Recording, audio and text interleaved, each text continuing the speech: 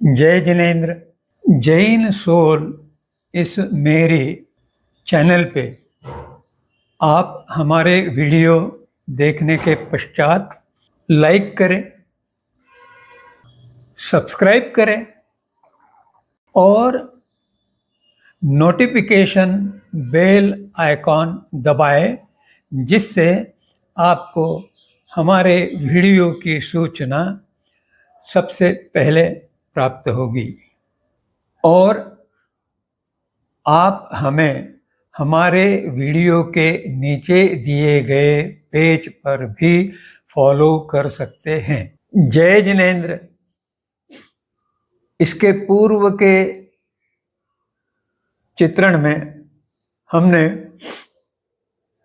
मोक्ष मार्ग के 6 स्थानक जो है उनके ऊपर चर्चा की। आज हम वह मोक्ष मार्ग कैसे पाया जा सकता है इसके संबंध में संक्षेप में विचार करेंगे। इस व्यावहारिक प्रयासों का अर्थात साधना का प्रथम मुद्दा है एक को जानो। और वह एक कौन है? वह एक है आत्मा। जैन दर्शन में जीव के भीतर रहे आत्मा में ही परमात्मा होने की शक्ति है। वह कर्मों के आवरण से ढकी हुई होने के कारण उस आत्मा का ज्ञान पाते पाते वे कर्म आवरण घटते जाते हैं, विरल होते जाते हैं, हट जाते हैं और वही शुद्ध आत्मा परम आत्मा बनती है, अर्थात मुक्ति पाती है। इसलिए उसे जानना आवश्यक है, महत्वपूर्ण है, अनिवार्य है। आगम में कहा गया है, जे एगम जानहि ते सव्वम जानहि, अर्थात जिसने एक को जान लिया उसने सर्व कुछ जान लिया। अर्थात आत्मा के पूर्ण ज्ञान होने से संपूर्ण विश्व का ज्ञान त्रिकाल में और तीनों अवस्थाओं में हो जाता है, जिसे केवल ज्ञान कहते हैं। इस आत्मा के जानने के लिए दूसरा जो प्रयास है वह है दो के संयोग को पहचानो। शास्त्र में कहा गया है कि यह विश्व 2 पद अवतार है। वे 2 पद है, वे 2 अवतार है, जीवास्तिकाय और पुद्गलास्तिकाय। पुद्गलास्तिकाय यह अजीव का एक महत्वपूर्ण तत्व है, जिसका जीवास्तिकाय से संयोग होता है जब जीव कर्म करता है और इस कर्म के कारण ज्ञान के ऊपर आवरण बनते हैं। जब इस संयोग को पहचान लिया जाता है तो इस संयोग का स्वरूप जो है वह है कर्म बंधन। और जब इस कर्म बंधन को तोड़ने का प्रयास किया जाता है तो उसे निर्जरा कहते हैं और इस कर्म बंधन की संभावना को रोका जाता है तो उसे संवर कहते हैं। संवर और निर्जरा इन दोनों के माध्यम से, अर्थात साधना के लिए एक जगह स्थिर बैठकर ध्यान में संलग्न होना, एक रूप होना, और तप अर्थात उपवास आदि तरह के कुछ आलम्बन लेकर निर्जरा, इन दो प्रकार से कर्मों का नाश किया जाता है। यह जैन दर्शन का कर्म सिद्धांत है।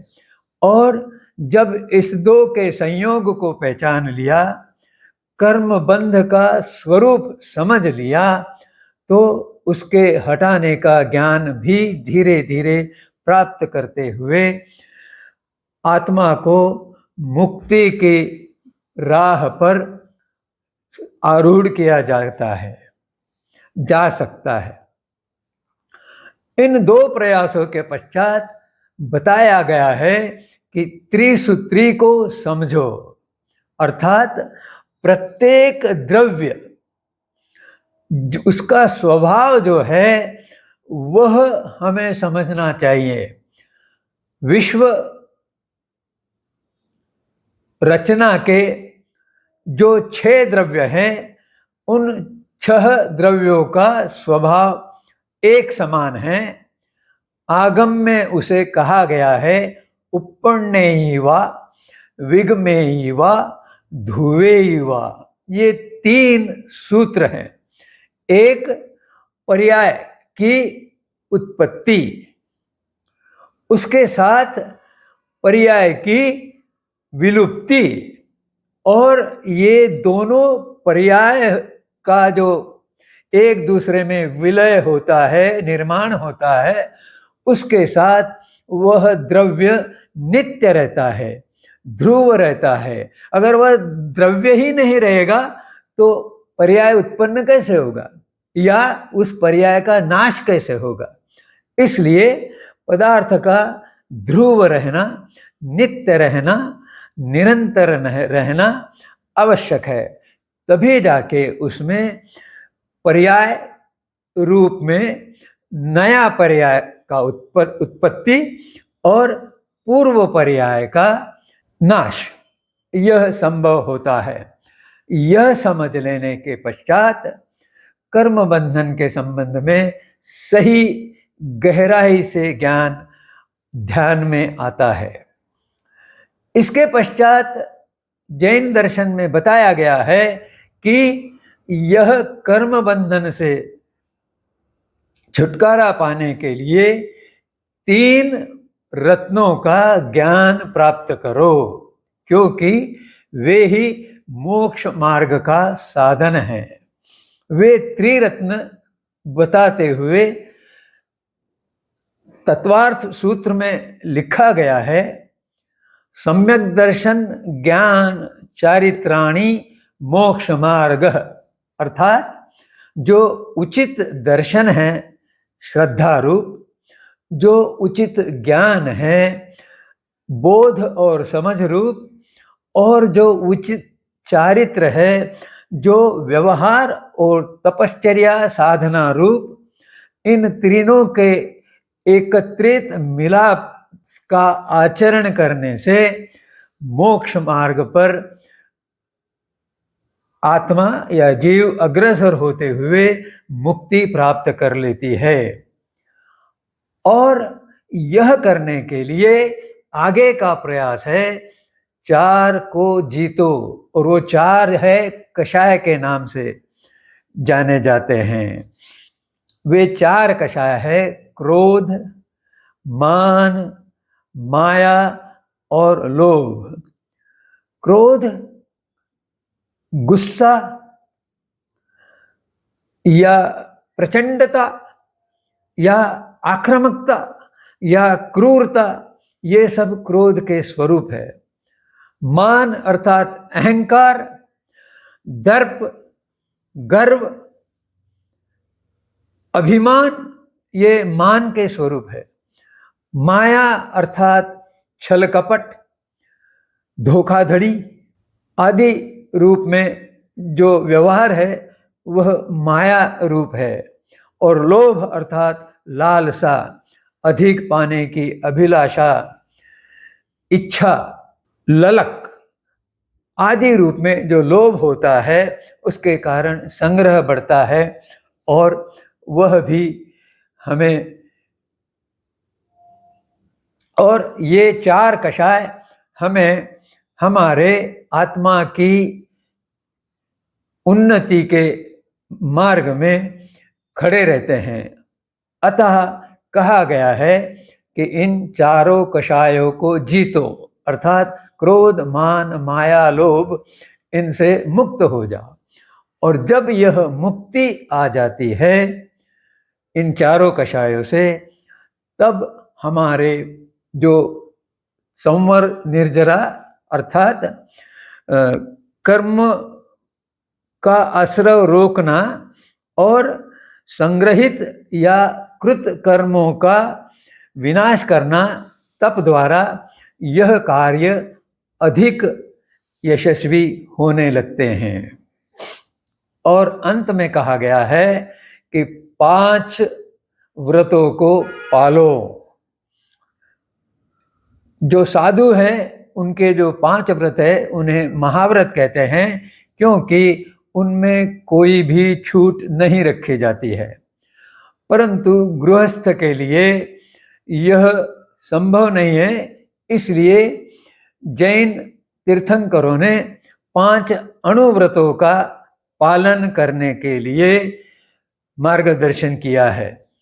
उसके साथ उस अणुव्रतों के पालन में और अधिक गहराई आए, इसके लिए 3 गुणव्रत और 4 शिक्षा व्रतों का भी प्रावधान किया गया है। ये 5 जो महाव्रत या अणुव्रत है उनके नाम हैं प्राणातिप्रात, मृषा, अदत्तादान, मैथुन और परिग्रह परिमाण। ये 5 जो बताए गए हैं उन पर मर्यादा करनी है, उनको त्यागना है। और अगर सिद्धांत रूप में हम बात करें तो वे है अहिंसा, सत्य, अस्तेय, ब्रह्मचर्य और अपरिग्रह।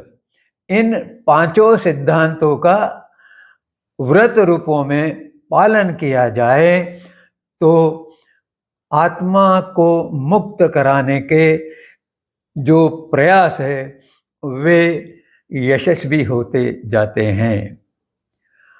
इस विवेचन के पश्चात आपको विनम्र प्रार्थना है कि आप अपने प्रश्न कमेंट सेक्शन का उपयोग करके मुझे भेजें, तो उनके उत्तर आपको मिलेंगे।